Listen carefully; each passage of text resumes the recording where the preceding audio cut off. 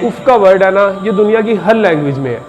Arabic में है, Persian में है, इंग्लिश में है, उर्दू में है, हिंदी में है, हर ज़बान में उफ का वर्ड है। कुरान मजीद ने भी इस लफ्ज़ को ऐसे इस्तेमाल करते हुए आपको बताया कि जब वालिदैन अपने बुढ़ापे में आ जाए तो उन्हें उफ ना कहो, उफ़्फ़िल्लकुमा वाली वालिदैनी एहसाना, कि उन्हें उफ ना कहो और उन पर उस तरह एहसान करो जिस तरह बचपन में उन्होंने आप पर एहसान किया।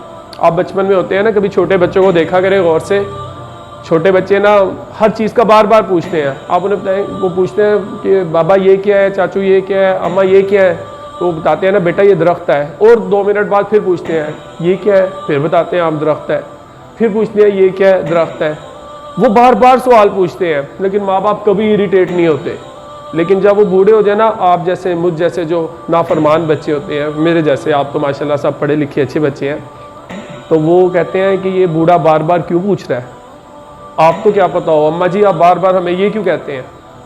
वो एक से दूसरी बार कोई बात कह दें या पूछ लें तो आपको इतना गुस्सा लगता है कि उन्होंने मुझे दोबारा क्या क्यों दिया, मैंने आपको पहले भी तो कहा था ऐसे नहीं है, आप चीख के बोलते हैं। तो इस दुनिया की सबसे कीमती चीज़ आपके वालिदैन है, उनकी कदर करें, उनकी खिदमत करें। ऐसा ना हो वक्त निकल जाए। जब वक्त निकल जाता है ना, तो बाद में सिर्फ एक चीज़ रह जाती है, अफसोस और पछतावा। वो वक्त जो गुजर जाता है वो कभी वापस नहीं आ सकता। एक माँ के अंदर ना 70 वलियों की ताकत है।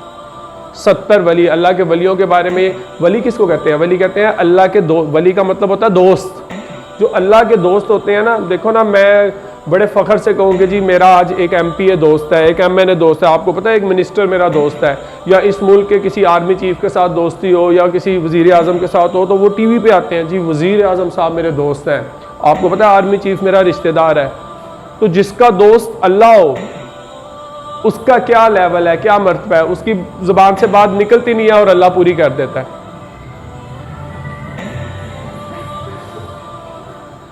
तो उसकी ज़ुबान से बात निकलती नहीं है और अल्लाह पूरी कर देता है।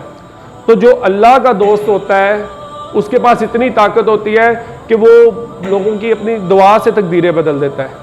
और एक माँ के पास 70 वलियों की ताकत है, वो अपने बच्चों के लिए 70 वलियों की ताकत अपने पास रखती है। वो मौत के मुंह से भी बच्चों को सिर्फ दुआ से निकाल लेती है, और हम कुछ उन्हें खिदमत ही नहीं करते, कोई बात ही नहीं करते। छोड़े आजकल खिदमत करना तो दूर, बच्चों के पास, माँ बाप के पास बैठकर बात करने का टाइम नहीं है। यहाँ तो मोबाइल पकड़ लेते हैं अल्हम्दुलिल्लाह, जो आप सब लोग वीडियो देखते हुए इस टाइम भी पकड़ा होगा, या मोबाइल पकड़ लेते हैं, या TV देख लेते हैं, या अपनी ज़िंदगी की अफरा तफरी रूटीन। मैं अक्सर अपने बच्चों को कहता हूँ, आप 5 से 10 मिनट निकालें और अपने वालिदैन के साथ बात करें, पूछें उनसे उनका दिन कैसा गुजरा, बताएं उनको आपका दिन कैसा गुजरा। यकीन माने वो आपको जो उनके चेहरे पर खुशी देखकर खुशी होगी, वो कहीं पर नहीं हासिल हो सकती। अक्सर हम दोस्त मिलते हैं ना, तो ऐसे मिलते हो यार कैसा है, बड़े दिनों बाद में। दोस्तों से रोज़ भी मिलेंगे ना तो गले मिलेंगे, हाथ मिलेंगे और बड़े प्यार से मिलेंगे। और मैं अक्सर लड़कों से पूछता हूँ, यार कब अपने वालिद से लास्ट टाइम मिले हो, तो कहते हैं ईद वाले दिन ही गले मिले थे। यानी वालिदैन से गले मिलने का ट्रेंड नहीं है, दोस्तों से रोज़ मिलना है गले। अपने वालिदैन से मिले, उनका कभी ऐसा हो ना आपको लगे वो थके हुए हैं, वो मुंह से ना भी कहें, आप खुद कहें अम्मा जी मैं आपकी टांगें दुबा देती हूँ, अब्बा जी मैं आपके सर दुबा देता हूँ, आप थके हुए लग रहे हैं। जो खुशी उन्हें मिलेगी वो उसको कोई मैयर नहीं कर सकता। और आखिरी चीज़, बड़ी इंपॉर्टेंट चीज़ है, इस पॉइंट को आपने याद रखना है हमेशा। हम लोग अक्सर मिलते हैं ना, मुझे भी अक्सर आके मेरे स्टूडेंट्स कहते हैं सर दुआ कीजिएगा कल मेरा रिज़ल्ट है, या दुआ कीजिएगा कल मेरा पेपर है, और मैं कहता हूँ कि हाँ जी अल्लाह ताला आपको कामयाबी दे। ये दुआ होती है किसी से करवाना, ज़बरदस्ती करवाना। आप भाई रोड पे भी खड़े हो जाए ना और आते जाते हर बंदे को कहे भाईजान दुआ कर दो हमारा पेपर है, वो कहेगा हाँ जी अल्लाह कामयाब करे। ये दुआ कोई लगती नहीं है, लग भी सकती है, अल्लाह चाहे किसी की कबूल कर ले, लेकिन मेरी ऑब्जर्वेशन में दुआ वो लगती है जिसका आपको कहना ना पड़े और अगला आपको दिल से दुआ दे दे। कभी बच्चे, अब आप पढ़ने वाले स्टूडेंट्स हैं सब, आप रोज़ाना माँ को अपनी कहा करें, वालिद को कहा करें, वालदा को कहा करें कि जी दुआ कर दें हम बहुत अच्छा पास हो जाएं, तो वो हर बार कभी बदुआ नहीं करेंगे, हर बार कहेंगे हाँ जी अल्लाह आपको पास करे। लेकिन जिस दिन आप खुद बैठे पढ़ रहे होंगे, रात के 12 बज जाए, 2 बजे, और वालिद या वालदा में से कोई उठे और देखे मेरा बेटा है मेरी बेटी पढ़ रहे हैं, उनके दिल से एक दुआ निकलेगी, आपको कहना नहीं पड़ेगा, वो दिल से कहेंगे कि अल्लाह मेरी बच्ची को कामयाब करेगा, तुम परेशान ना हुआ करो, अल्लाह तुम्हें कामयाबी देगा। वो जो दुआ है ना, वो बहुत कीमती है, जिसके लिए आपको ज़ुबान से नहीं कहना पड़ता।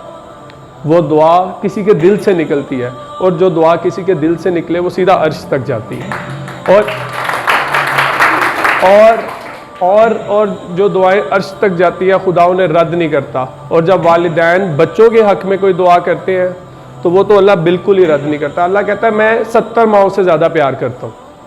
तो वो अल्लाह जो 70 माओं से ज़्यादा प्यार करता है वो वालिदैन की दुआ को कभी भी रद्द नहीं करता। तो एक वालिद की नाराज़गी, आप सल्लल्लाहु अलैहि वसल्लम की हदीस है कि जब किसी का वालिद नाराज़ होता है तो अल्लाह नाराज़ हो जाता है, और वालिदा का रुतबा वालिद से भी 3 गुना ज़्यादा है। तो कोशिश करें अपने वालिदैन को राज़ी रखें, कोशिश करें उनकी खिदमत करें, और इस दुनिया में ही अपनी दुनिया को जन्नत बना लें। इंशाल्लाह आपसे फिर मुलाकात होगी। अपना ख्याल रखें। अल्लाह हाफ़िज़।